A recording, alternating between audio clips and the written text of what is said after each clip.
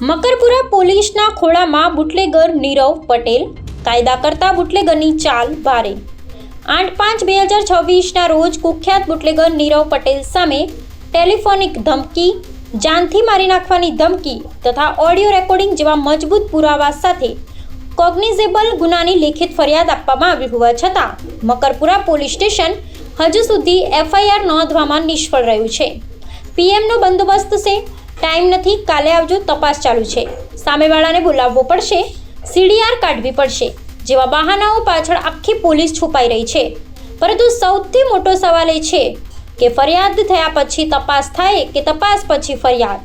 નામદાર supreme court તથા હાઈકોર્ટના અનેક ચુકાદાઓ સ્પષ્ટ કહે છે કે કોગ્નિઝેબલ ગુનામાં પોલીસ માટે એફઆઈઆર નોંધાવી ફરજિયાત છે અને ત્યારબાદ તપાસ કરવાની હોય છે। છતાં અહીં મકરપુરા પોલીસ બુટલેગર નીરવ પટેલને બચાવવા માટે એડી ચોટીનું જોર લગાવતી દેખાઈ રહી છે।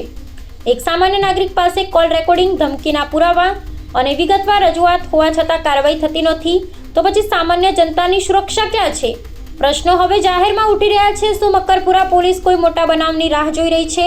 શું કોઈ હુમલો કે મર્ડર થયા બાદ જ પોલીસ જાગશે કે પછી પોલીસના લાડકવાયા બુટલેગરો માટે અલગ કાયદો ચાલે છે? વડોદરા શહેરમાં હવે ખુલ્લેઆમ ચર્ચાઓ ચાલી રહી છે કે સામાન્ય નાગરિકની ફરિયાદોને કચરાપેટીમાં ફેંકી દેવાય છે અને બુટલેગરોને રાજાશાહી સુરક્ષા આપવામાં આવે છે।